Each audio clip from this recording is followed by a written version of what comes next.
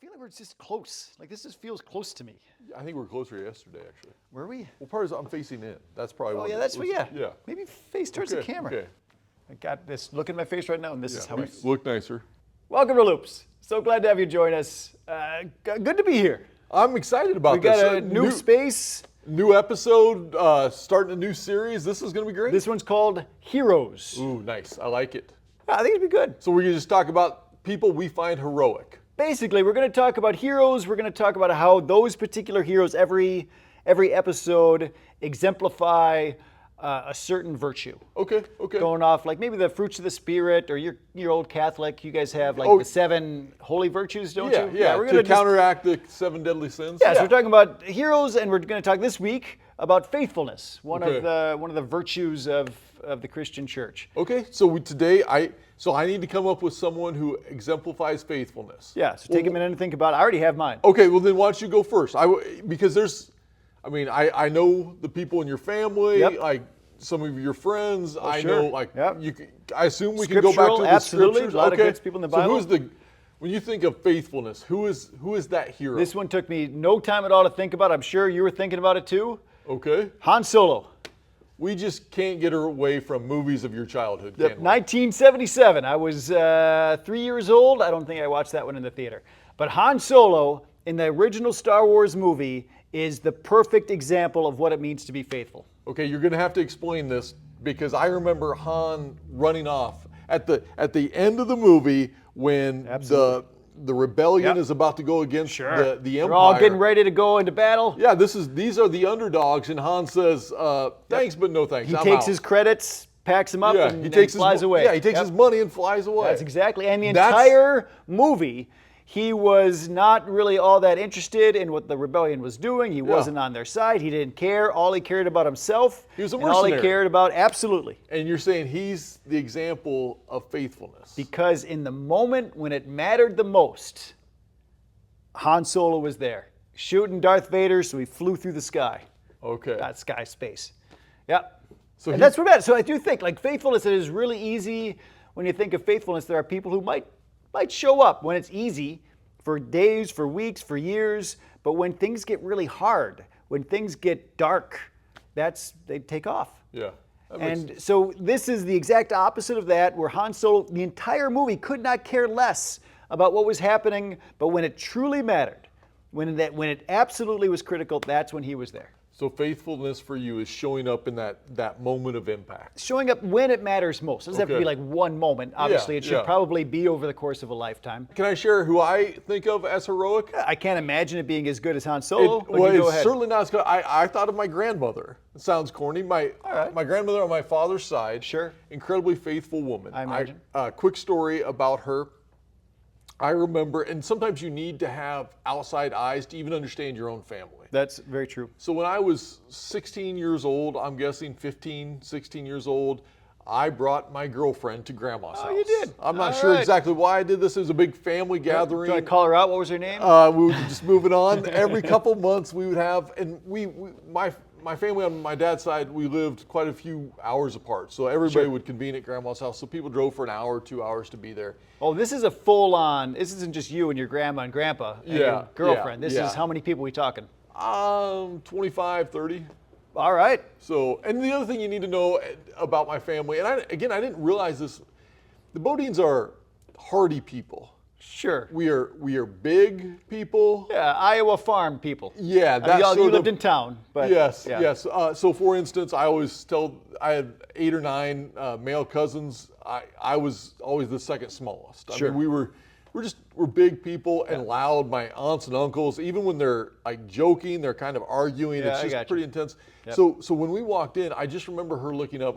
The girl I dated in high school was 5'2" or something like that. There was this sense of, oh my goodness, because there was grandma's house. Every grandmother's house, they're tiny, right? Yeah, I've never been to a grandma's house that was not tiny. So people are bumping shoulders with each other, and nobody really says, "Hey, nice to meet you. You look Yep. new. You're not related to us." Anything. So Yeah. there's just a lot of noise. So we get into the living room, and it's all my cousins, all the male cousins. We're in there. They're watching football.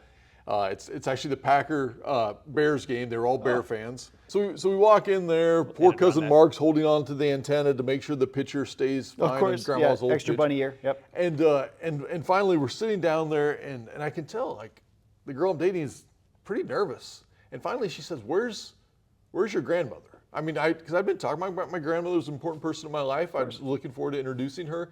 She said, "Where's your grandmother?" And of course, my cousin Jake. Jake says, "Well, where do you think she is?" You know, Jake, who not great at making other people feel welcome. Never met this girl before. Never has still not said hello. Just said, "Where do you think she is?" It's Sunday. Grandma was at church. Sure. Our whole family would gather together. Grandma would start the food early she would. Sunday morning, Absolutely. get everything ready.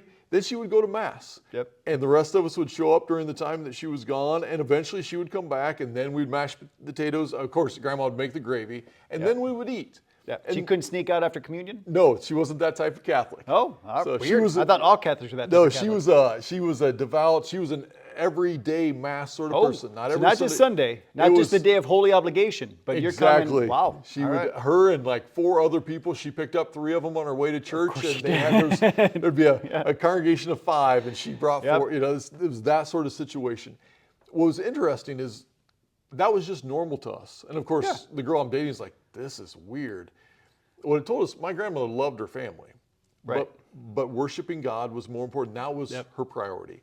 And I remember this instance when I was a kid, staying in her house, walking by, and through the kitchen, I looked into her bedroom, and she was down on her knees. My grandmother had terrible arthritis. This would have been very painful, but every morning, every night, she would get down and pray the rosary. Sure. Go through all of her petitions. So for me, faithfulness looks like self-sacrifice and that reprioritizing your life. Well, that's all right. That's good. I totally came separate with different ideas, but I do think there are 2 different ideas of what faithfulness looks like. Because I would never at all challenge your grandmother's faithfulness. That is a definition of faithfulness. Oh, absolutely, yeah. But so is Han Solo, but they're very different. Your grandma's is more that steady, every single day showing up.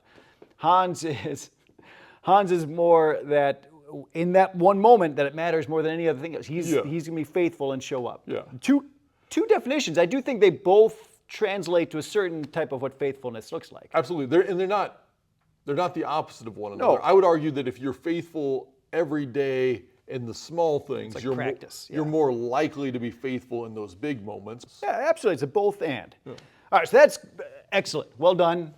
Thank you. Way to go, Justin's grandma. So then the last part that we want to talk about, we want to talk about our heroes of faith.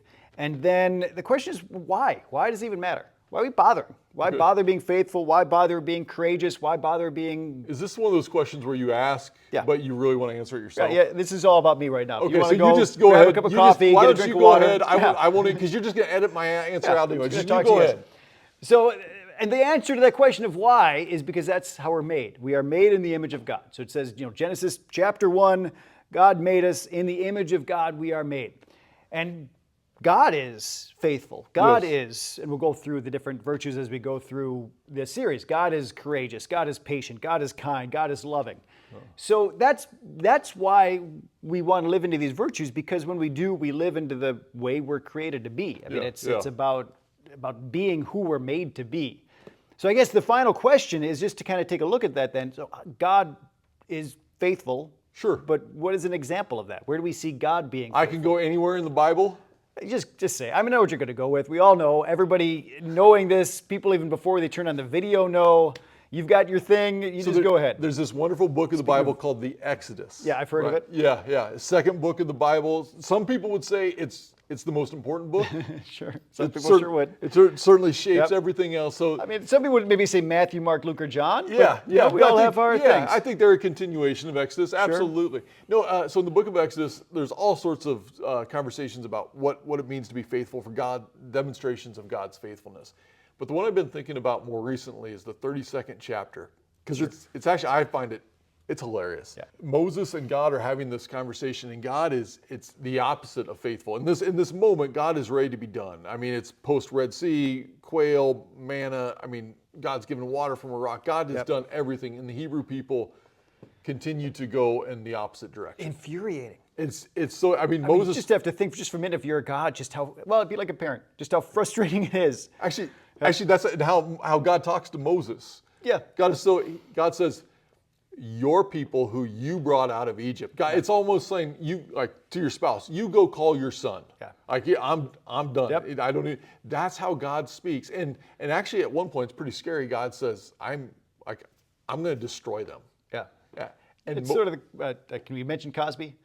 With the Cosby, I brought you into this world, I'm going to take you out of it. Yeah, exactly. It's very much like that. Then there's this beautiful moment where Moses intervenes and says, God, you can't. And of course, God can. I mean, God has the capacity to do this. And Moses says, remember your promise. Remember the promise you made to Abraham, to Isaac, to Jacob, to their ancestors. God, remember your promise. And God remembers his promise, and God is always faithful to his promise. If God makes a promise, God's going to keep it. It is a little like there's a family dynamic there, like almost like Moses is the spouse in a way, reminding the angry father, they're your kids still. Yes. As much as they drive you nuts. I mean, it's a very... Because we've been there. We've all been there as parents. You've had those moments, and you need your wife, in my case, to say, they're okay. They'll be fine. Yeah. It's just a phase. It's just a moment.